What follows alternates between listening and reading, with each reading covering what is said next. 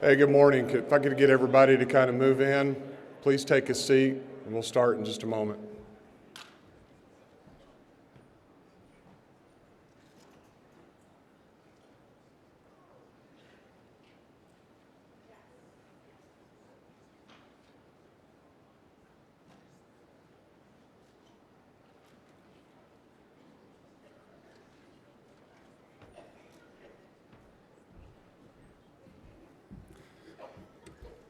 Good morning. It sounds like everybody needs a little bit more coffee. Anyway, my name is Marty Arcus. I'm your current chairman for the AAMS Board of Directors, and I'd like to welcome you this year to the 2015 AMTC. So thank you for being here. If you would, please rise for the posting of the colors.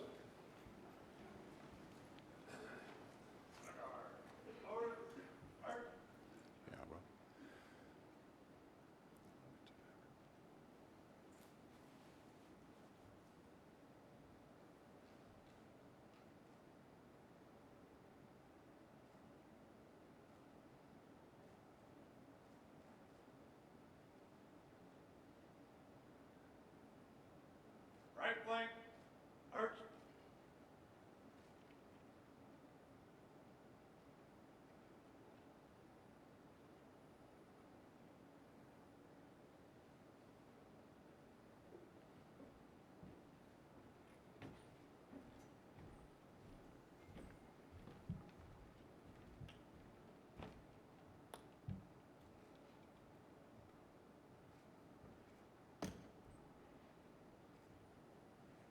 Ready? Out.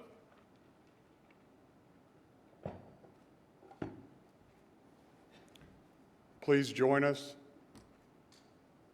Ready, head, arch. In the Pledge of Allegiance. I pledge allegiance to the United States of America and to the republic for which it stands, one nation, under God, indivisible, with liberty and justice for all. Out, air, arch.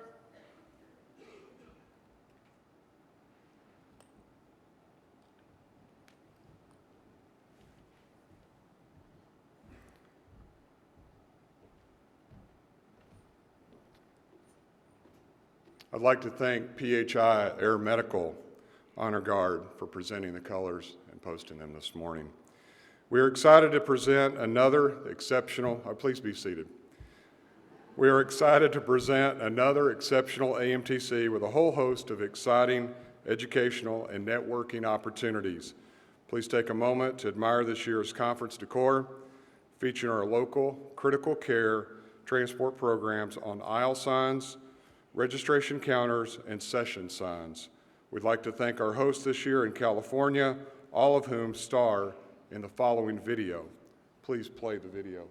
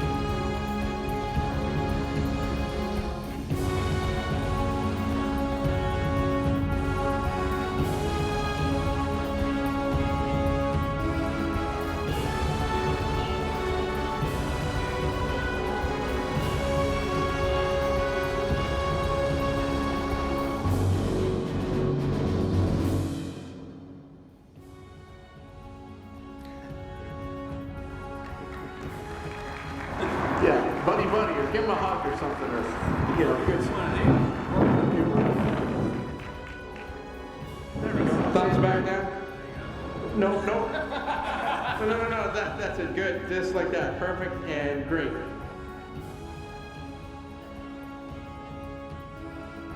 There we go, that's it, good, just like that, good. Oh, it's right in front of his face though.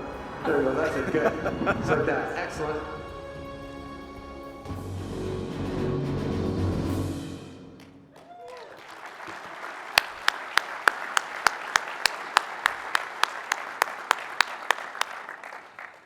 Good morning, everybody. I'm Rick Sherlock. Welcome to another fantastic AMTC.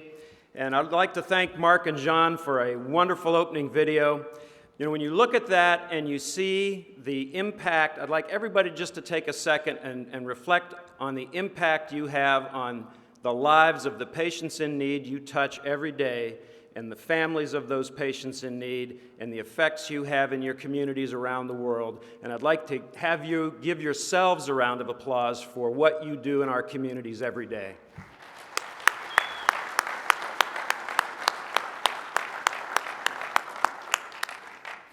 I'd like to offer a special thank you to this year AMTC 2015 sponsors. Simply put, without your support, it would be very difficult to hold an AMTC event so thoroughly enjoyed by all of our attendees, staff, exhibitors, and all of our friends. Thanks to you at our patron-level sponsors, AgustaWestland, Airbus Helicopters, MedTrans Corporation, PHI Air Medical, and Waypoint Leasing. Our contributor-level sponsors, AirMed International, LLC, Maquette Medical Systems USA, Metro Aviation, and Textron Aviation, Beechcraft, Cessna, and Hawker. Our supporter-level sponsors, Aviation Search Group, Medevac Foundation International, and our friend-level sponsors, Aerolite America, LLC, the Air and Surface Transport Nurses Association, Aviation Specialties Unlimited, the Board for Critical Care Transport Paramedic Certification, the Dorothy Ebersbach Academic Center for Flight Nursing, Mobile Medical Repair, the National Association of Air Medical Communications Specialists, and the National EMS Pilots Association. I'd also, please give them a round of applause. Thanks.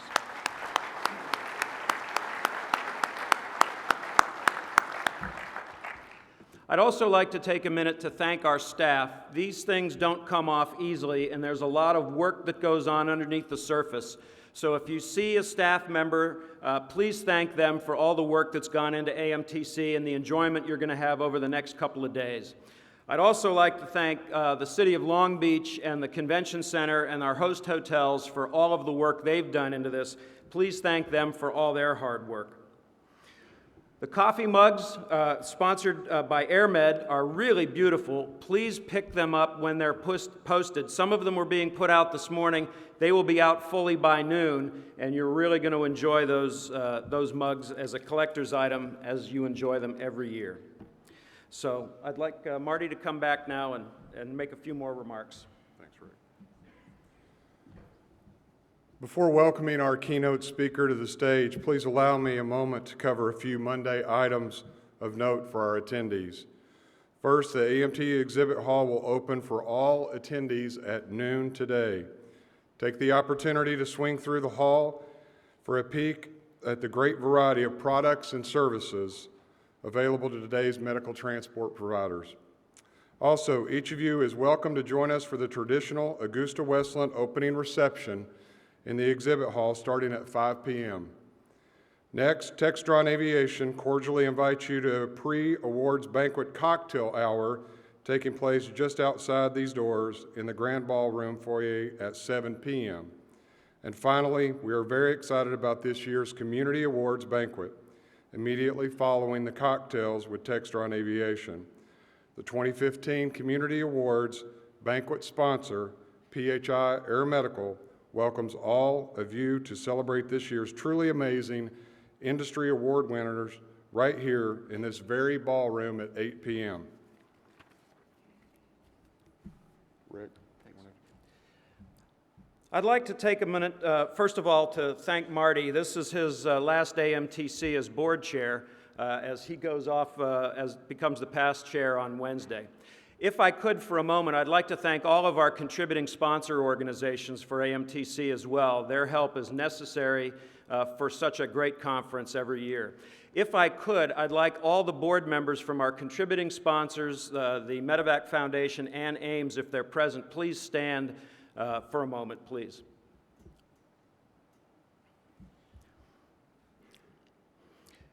For those of you in our contributing sponsor organizations, the Foundation and AAMS, please seek out the board members during the course of the conference, talk with them, give them feedback, and get to know them as they are your representatives in our organizations that go towards putting on this conference. And now I'm really pleased to introduce today's keynote speaker, Jim Angle. The Affordable Care Act, the ACA, continues to be one of the hottest political and policy issues facing the healthcare industry. While the Supreme Court has settled some of the key issues, most recently in its decision in King versus Burwell, several court challenges remain and key provisions of the act have yet to be implemented. I doubt we yet have a complete and clear picture of the large-scale changes the ACA will bring to the insurance market, the healthcare delivery systems, government programs, and healthcare providers. As the former chief national correspondent for Fox News, Jim Angle has been on the inside of the nation's most pressing issues, including the ACA. Jim will be able to use his inside baseball perspective and knowledge to discuss the political content of the ACA, the data and research behind the ACA and its implementation, the positives, the negatives, and all of the parts of it, and relay his educated thoughts as to what the future might hold for the ACA and the healthcare industry. Please join me in giving Jim a warm welcome and your full attention. Thank you.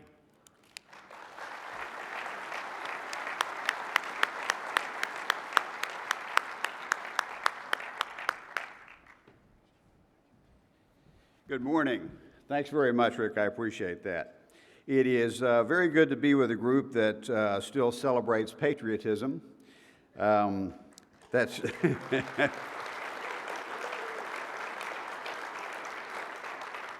that's not always the case around the country these days, but when I grew up in Texas, we started every morning at school saying the Pledge of Allegiance, and some student was called to the principal's office to do the Pledge of Allegiance on the speakers all over the school, and everyone stood and said the pledge. As I said, that doesn't happen much anymore. We also, of course, in those days, this would be the 50s, the 1950s. In those days, of course, there was a lot of concern about nuclear war. So when we were in elementary school, we used to have drills where we would get under our desks to protect us from nuclear fallout, as if being under your desk would do any good whatsoever if you were to have a nuclear explosion nearby. But in any case, that was one reason that everyone celebrated patriotism, because we were afraid that we would need American strength to keep us safe.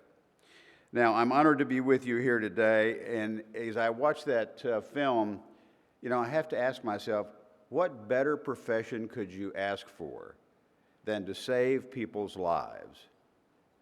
Many of us have careers, you know, mine was in television and radio. We do all sorts of things, but there is nothing better than having as your career to save lives, and for that, I thank you very much. Now, to Rick, thanks for the nice introduction. You know, you hear a lot of those on the campaign trail and covering the president. I heard one in which a lady meant to introduce a speaker by saying he is a man who needs no introduction. Instead, she said he is a man who deserves no introduction. You hear a lot of them covering the president, and the best one I ever heard was for President Reagan from Peter Grace of W.R. Grace & Company. And Peter had a funny little voice and just a little bit of a lisp. And so he got up to introduce the president, and he wanted to make a point, but he got just one little word wrong. He said, you know, I was just talking to President Reagan, and he made a very interesting point. He said that everybody who is in favor of abortion was once themselves a feces. And you hear a little murmur in the crowd as people turn to each other and go, "What did he say?" But he was just getting started. That's right. Everybody who's in favor of abortion was once themselves a feces. It's a very interesting point, Mr. President. And that means all of you out there. You and you and you were all once a feces. And now dinner will be served. So you never know. Now, the coming minutes, I hope to lay out a view of the healthcare system and how it is likely to affect your business, as well as your lives and your children's lives. It is good to be out of the nation's capital, which these days resembles a circular firing squad, even more so than it did a few weeks ago, as the Republicans try to figure out who's willing to stand up for Speaker. And of course, all the political campaigns swirling around them at the same time.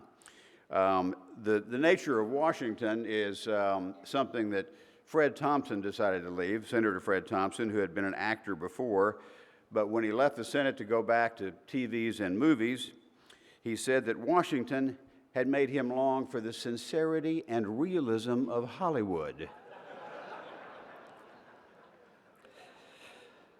Now, my main goal today is to give you a sense of the landscape in which you seek the kind of reimbursement you need to continue to be a critical part of the health delivery system. Navigating the reimbursement morass will take good leadership, which fortunately you have.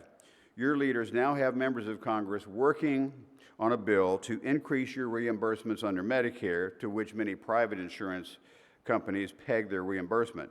The bill now before Congress requests a 20% bridge increase in rates for Medicare air medical transports for 2015, then a 5% increase in 2016 and 2017, all the while calling for a cost reporting system that this year that would collect data on the cost drivers for your industry in hopes of setting realistic reimbursement rates for what you do.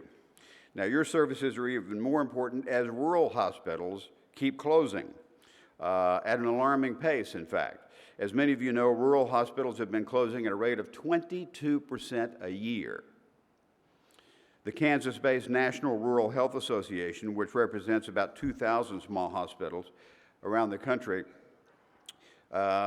says that 48 rural hospitals closed just since 2010, the majority in southern states, and that 283 others are in trouble.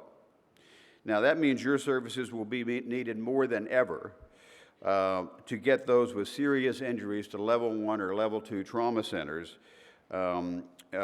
quickly enough to avoid further physical damage.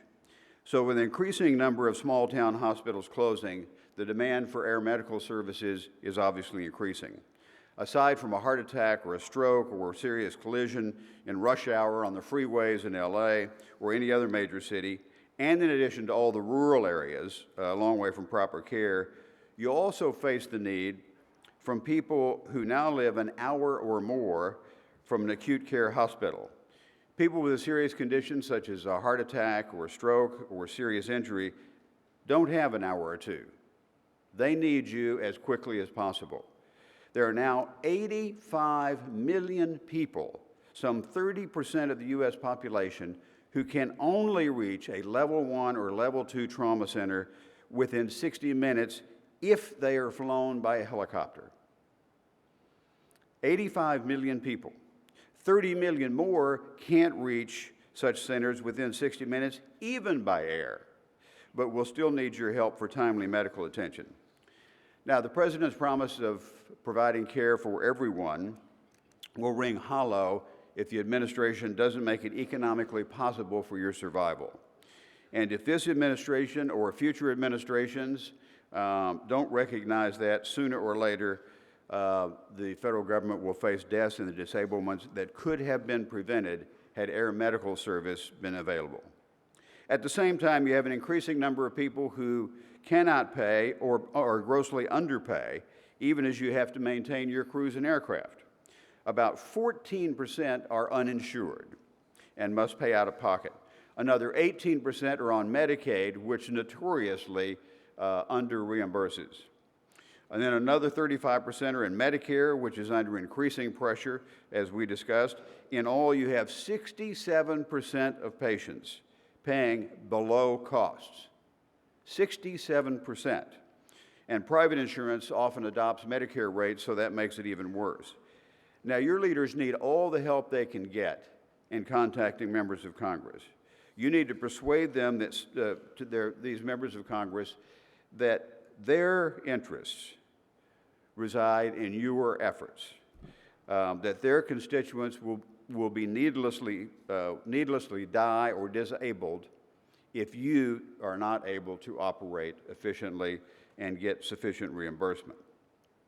In fact, Johns Hopkins research found that seriously injured trauma patients transported to hospitals by air are 16% more likely to survive than similar injuries transported by ground ambulance. Not only that, but as many of you say, time is tissue. So getting someone transported by air from a long distance to a trauma center can mean the difference between discharge in a few days or spending months in recovery in a hospital. In other words, from a private insurance perspective, what you do is cost effective. And you would think that private insurers would see that. Because if someone spends 3 months in a hospital because they had a stroke or a heart attack that didn't get to the hospital on time, it's going to cost them an enormous amount of money. Money that could have been saved had they reimbursed air medical services in a better way. Now, with the onset of Obamacare, several factors have affected your services and not in a positive way. The largest number of enrollees were in Medicaid, as we mentioned, which reimburses the least. Not only that, the least expensive plans have the highest deductibles. So even with subsidies for premiums, many low-income households face deductibles of as much as $5,000 per family. So if a family making $40,000 to $50,000 gross income has to pay $1,200 a year in premiums and then $5,000 in deductibles before they get a single dollar of coverage, and we're talking about gross income, not net income, before they get a single dollar of coverage, you may be the loser if they need air transport. The other possible difficulty is narrow networks, which may not include you or some of the doctors who treat those patients, again, leaving an exposure to unreimbursed or under-reimbursed care. One of the other problems is narrow drug formularies, which leaves people with chronic conditions such as asthma or diabetes paying an average of $621 more a month out of pocket for medication. Now, that's money they might have been able to use, and that's more than employer-provided insurance, leaving them even less money to make up the shortfall in your reimbursement. Also, you've got co-ops, which was the Obama administration's hope to create nonprofit insurance entities. Those are failing, and failing rapidly. 2 more closed, I noticed this morning in the news, 2 more have closed in recent days. And you now have only 15 of the 23 original co-ops still in existence after having borrowed billions of dollars and squandered it, and they have now failed.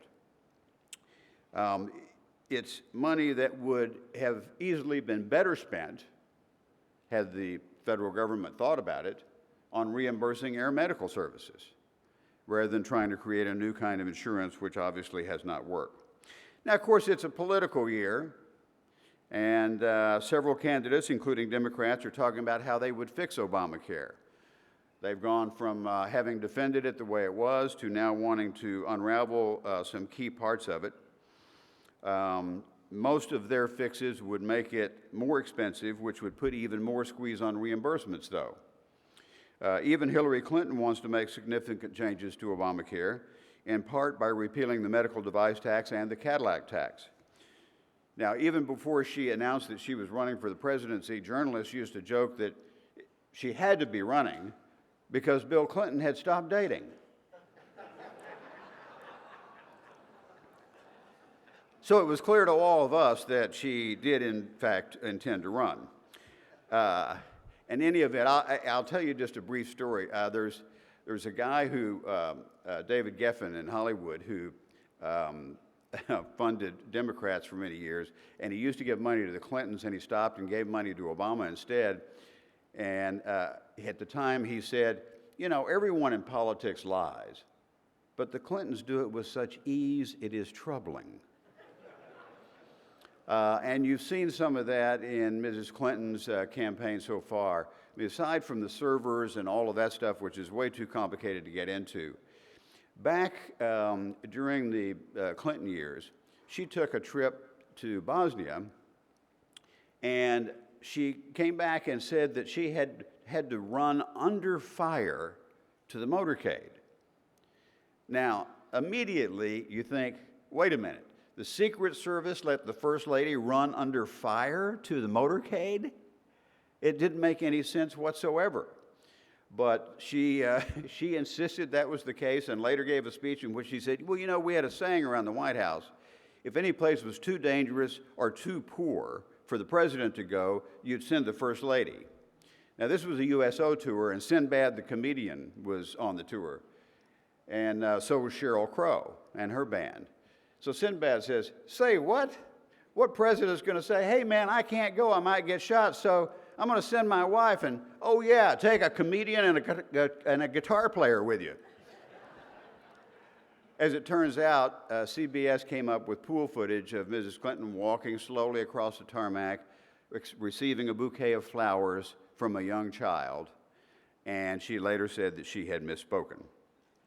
So, sorry for that little thing, I just remembered that as I was talking about David Geffen. In any case, the Cadillac tax, which now everyone, including Republicans, want to repeal, would impose a 40% tax on any health plan that was worth more than $10,200 per individual or $27,500 per family. A 40% tax. Now, it was clear from the outset that no employer was ever going to pay a 40% tax for benefits. And so what did they do? They immediately started shifting costs to the individuals. So you had higher deductibles, higher copays, and that became a problem for especially people that had more expensive gold-plated health care plans, especially the unions.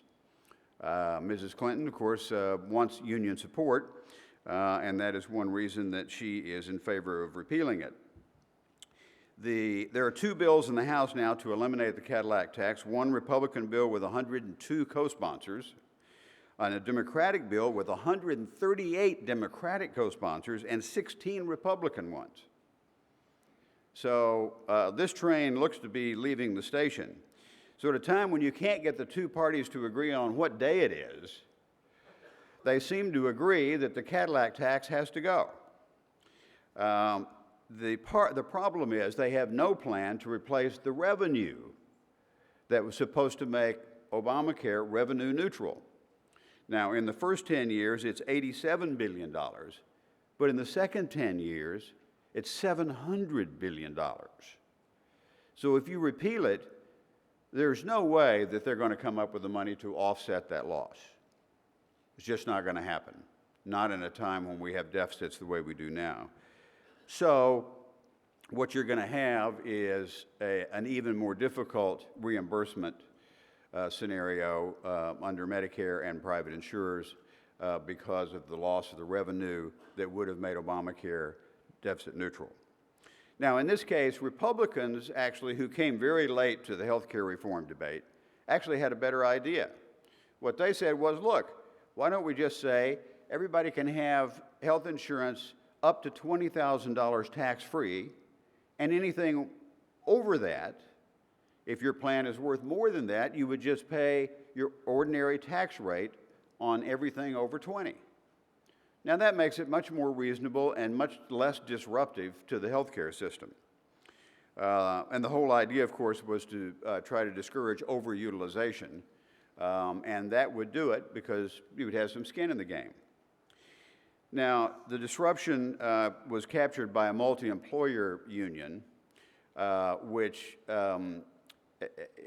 oddly, since the unions usually support Democrats, so there's been some question about that this time, but this particular union put out a paper called The Irony of Obamacare, Making Inequality Worse.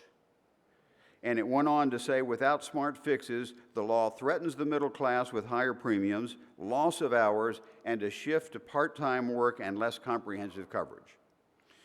And that is, in fact, what is happening. That explains Mrs. Clinton's push for repeal in an effort to gain union support, and, of course, the Republicans as well, who never liked it to begin with. The problem for you is that Obamacare is changing, and it's not clear in what direction. It's not clear where the ball will finally come to rest. Lots of changes are in the air. Repealing the medical device tax is another one. There are all sorts of things that people want to do. Republicans keep claiming that they're going to come up with a single plan to repeal and replace Obamacare. I sort of doubt it after the last 2 years in which they couldn't get anyone to agree on a single plan. So it's going to be difficult to get politicians to pay attention. You still have the same fixed cost you always have. So you need to get into politicians' faces and explain to them what your situation is. Because if they don't know, they're not going to figure it out. They're not going to think about you. They're not going to think about their constituents who might lose their lives or lose their ability to work and function because they couldn't get to a trauma center in time. Most are focused on their own re-elections, of course. As one member said, the only cure for political ambition is embalming fluid. And that remains true throughout politics, I'm afraid. Changes that will give you more reimbursement would take a determined effort to contact your representatives. I also am doing something for the National Organization on Adoption, and what they kept emphasizing to their members is, go see your member of Congress. Tell them what your situation is. Explain to them how important your work is and how you are being under-reimbursed and not getting paid enough to keep your aircraft and equipment in the shape that you want it in without it costing you money. Now, there's an old saying in Washington, you have to do something to make it in politicians' interest to do it. There's an old saying in Washington that when politicians walk along Lover's Lane, they hold their own hands. So don't ever underestimate their understanding of your issues. Remember, one representative from Nevada was talking about Yucca Mountain, the nation's only nuclear waste repository, but he got one little word wrong and said on the campaign trail, "I can promise you one thing, there will be no nuclear suppositories in my state." Yeah, I would certainly hope not. Not an over-the-counter item and not covered by Obamacare. Back to Obamacare for a moment, not nuclear suppositories, which I suspect some of you may feel that you've been slipped a nuclear suppository when it comes to reimbursement. But back to Obamacare, the fact is many people are not signing up in the second year of enrollment, with only about 40% of those eligible to sign up doing so after 2 complete years of enrollment, which means there will be more self-insured or uninsured, meaning more people unlikely to be in a position to pay your full costs. Now, the administration just lowered its goal for this year's enrollment down to 1 million, meaning that they would have a total of 10 million at the end of the enrollment period. The Congressional Budget Office had projected that it would increase by 10 million to 20 million. In any case, the CBO predicts that some 30 million people will remain uninsured in 2030. 2030, 15 years from now, 30 million people paying out of pocket. And that means you're likely to face difficulties in getting fully reimbursed. Now, shortly after the election, New York liberal Chuck Schumer came out and criticized President Obama, saying that it was a mistake to pursue Obamacare first because 85% of people already had insurance they were happy with. That's employer-provided insurance, which usually pays better, but more and more these days is pegged to Medicare, and Medicare is more and more in trouble. He said the president should have worried instead about how to get the economy going, given that this is the slowest and weakest recovery in decades. The president, of course, brags about the state of the economy in every State of the Union, but it was the age-old humorist Will Rogers who once said, if we got 1/10 of what we were promised in all these State of the Union addresses, there would be no inducement to go to heaven. And then there's the debt. There will be even more pressure on Medicaid and Medicare reimbursements because the national debt has risen from 11 trillion to more than 18 trillion under President Obama, which will make it more difficult to pay for the promises in Medicare. By the mid-2020s, this is an important thing to remember, by the mid-2020s, we'll be paying more than $800 billion a year just in interest on the national debt. $800 billion a year just in interest. That's about 4 times what we pay for now. By 2025, federal tax revenue will only be able to finance interest payments on the debt, current payments in Medicare, Medicaid, and Social Security, and nothing else. No other function of government will be covered by federal tax revenue. All that money will have to be borrowed. So national defense, homeland security, transportation, energy, assistance for the poor, all of those things will have to be paid for with borrowed money. That's going to put you in a very difficult circumstance when it comes to reimbursement. Not to mention that 10,000 baby boomers a day, I'm one of them, are retiring every day for the next 19 years. 10,000 baby boomers a day for the next 19 years. Now, that's going to be a strain on both Social Security and Medicare, and in particular because they have made tens of trillions of dollars in promises they have no plan to pay for. None, zero.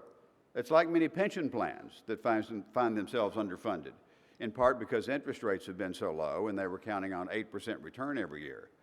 And now you have public employee unions, even in Chicago, the Democratic bastion of Chicago, are now trying to cut back on public employee union payments. But in any case, all of this financial difficulty that the federal government has gotten itself into may fall on you in the form of higher taxes or reduced benefits once you retire, because every dollar of debt is a dollar of future tax increases, or reduced reimbursements from Medicare and therefore private insurers as well. Now, the number of seniors from 2010 to 2030 will increase from some 35 million to 72 million, doubling. And by 2050, there will be more than 86 million seniors. Unfortunately, there's also some $60 trillion in unfunded promises made to seniors in Medicare and Social Security over the next 75 years, covering the lifespan of your children and grandchildren. Without changes, an enormous generational conflict is coming. The Congressional Budget Office found that if we do not change anything in entitlements, taxes would have to go up 48% across the board in 2030 and up 86% across the board in 2050.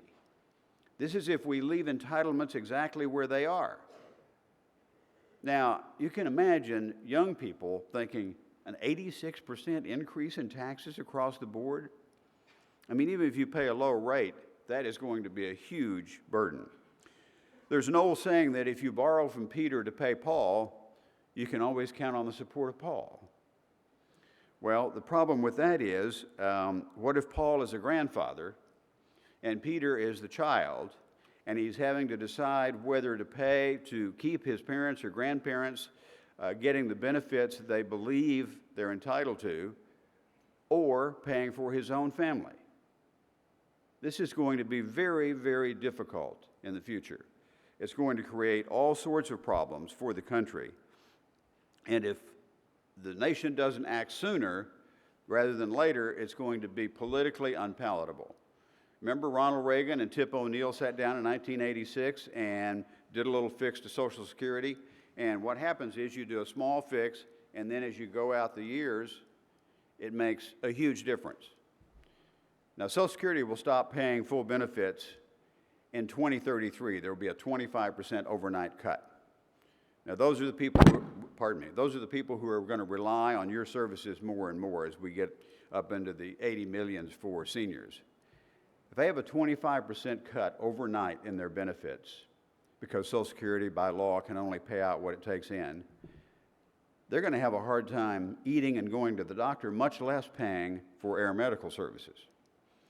So this is a problem that politicians should be focusing on now, but have not. The longer we wait, the more painful the changes become, the more difficult politically they are to sell. In fact, I would say maybe even impossible. These days, if you suggest anything in Social Security or Medicare, you immediately get attacked. Obama had in his budget a 0.25% reduction in the future increase of Social Security benefits. 0.25% off the future increase. And the groups that claim to be protecting Social Security and Medicare went berserk and calculated how much you would lose over 20 years, how much you would lose, even though you were going to lose nothing. This is off the increase you were going to get. But now you've got an average life expectancy of 78.5 years, and it's getting longer. If nothing is done, you'll get that 25% cut overnight in Social Security. For those of modest means, that's going to be very, very painful. As Bill Clinton once said, this isn't about ideology, it's about arithmetic. Unfortunately, you can't get politicians to focus on it. Of course, debt and spending will be part of the presidential debates where some of these battles about health care will also be fought. The Democrats are still arguing over how many debates to have because the DNC, perhaps, at least the critics say, is trying to protect Hillary Clinton from being exposed to her opponents, want to limit her exposure by having only 6 debates. My favorite debate actually was not a national debate, but a debate that Senator Fritz Hollings had for re-election. You remember Senator Fritz Hollings from South Carolina. He was sort of the original Senator Foghorn Leghorn. You know, he's kind of, wah, you are, wah, you know, and he was quite a character. And he had a debate with a young Republican upstart who was running against him for re-election. And in the course of the debate, here you have Fritz Hollings, the silver-haired former governor of the state, longtime senator, and this young upstart Republican challenges him to take a drug test.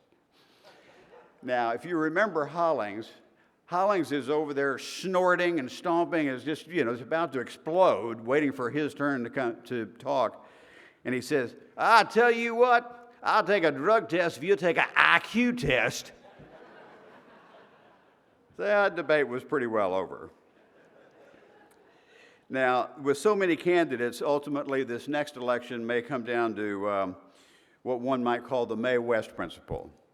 It was Mae West who said, whenever I'm confronted by 2 evils, I always pick the one I haven't tried. So we'll see if there's a choice in this election. As one famous lawyer once said, I was brought up to think that anyone in America could be president. And then with a hint of irony, he said, I'm beginning to believe it. And that is certainly the case as you watch Donald Trump lead the polls on the Republican side. And Bernie Sanders leading Hillary Clinton in a couple of states. So there's yet another development that will affect your businesses, what several predict will be the end of employer-provided insurance. Now, one might think this was the purpose of Obamacare because Zeke Emanuel, a former advisor to the president and one of the architects of Obamacare, predicts that 80% of employer-provided insurance will disappear in 10 years. 80%. There is a Wall Street research firm, S&P IQ, that predicts 90% of employer-provided insurance will disappear within 10 years. The thinking is, with the government heavily subsidizing health care, but under reimbursing your services, with the government subsidizing health care, then why should employers do it? It only takes one activist shareholder to say, hey, why are we doing this? It's costing us a fortune. The government's handing it out and subsidizing anyone of low income. So that will be a problem. You will also have a new president in 2017, and how that person handles your issues will be key. As we watch this presidential race, it's good to remember that it helps to have a sense of humor. And in that vein, I want to tell you a little bit about Bob Dole, who I covered when he was running for the nomination against George H.W. Bush. Dole was one of the funniest candidates I have ever covered. I mean, he was really amazing. Although he had a reputation for being kind of snarly, like, stop lying about my record. In fact, this is one of the funniest guys I'd ever seen. He had been badly wounded in the invasion of Italy, and at one point was his staff was begging him to explain what had happened to him. And he'd lost most of the use of his right arm. So if you saw Dole on the campaign trail, he would walk around with a pen in his right hand. He had enough use of his hand to do that, but not enough to shake hands. And he did that so that if you walked up to shake hands with him, he was a politician after all. You know, he'd be shaking thousands of hands a day. So if people walked up to shake his hand, they'd see a pen in his hand, and they would just automatically stick out their left hand, avoiding embarrassment for Dole and for the individual. And it worked beautifully. But he'd never explained to people what had happened to him. So his staff said, Senator, you've got to tell people what happened. He said, okay, all right.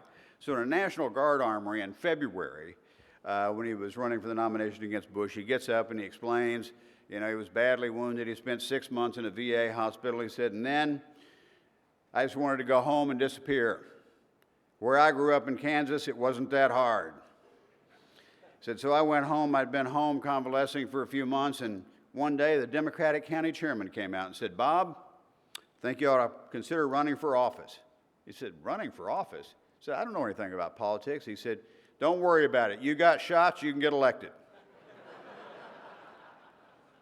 The next day, the Republican county chairman came out and said, Bob, I know the Democratic chairman was out here yesterday. I just have one thing to tell you. There are twice as many registered Republicans in this district as there are Democrats. So Dole says, right on the spot, I made a philosophical decision and became a Republican. Now, things in politics don't have to make a lot of sense. And one of the most interesting things I saw was Dole is down in New Orleans. The campaign is going downhill pretty fast. And we're out there. There's a few people they'd scared out. It had been raining. The wind was blowing. And there's some nitwit out there in a 10-foot papier-mâché pineapple. Had a little screen here so he could see where he was going. He had a buddy with him who was going to try to take his picture if he could get in the same shot as Dole. Why a 10-foot papier-mâché pineapple? For Dole pineapple. Now, Bob Dole didn't have anything to do with Dole pineapple. But, you know, as I say, it's politics. It doesn't have to make sense. So this guy's out there, you know, wobbling around in the breeze trying to get in the shot with Dole. And Dole comes back to the rope line. He's back there shaking hands. Hey, how are you? Good to see you. Hey, thanks for coming out. Hey, appreciate it. Now, at this point, you know, he had been running against Bush, and Bush was running on his resume. He'd been vice president. He'd been head of the CIA. He'd been the U.S. rep to China. He'd been the head of the party. He just kept talking about his resume, and it was starting to get under Dole's skin. And so Dole's going along, hey, how are you? Good to see you. Thank you. Hey, thanks for coming out. He turns around and comes full face on Pineapple Man. He immediately reaches up and goes, is that you in there, George?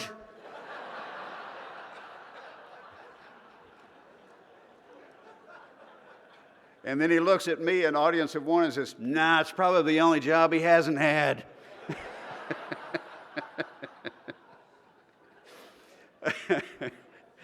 I used to grin like an idiot every time I was around Dole. He went across the street and had a news conference, and somebody said, well, Senator, at this point, you know, things are obviously going downhill. Senator, at this point, what's your strategy? He said, our strategy? We fly around, look for a crowd, then land. Then, of course, there was Ronald Reagan, who was one of the best. I'll give you one example from the Reagan years, and then not bore you with any more details about reimbursement and Obamacare. Every time the president travels overseas, especially for something like a summit, you'll have any number of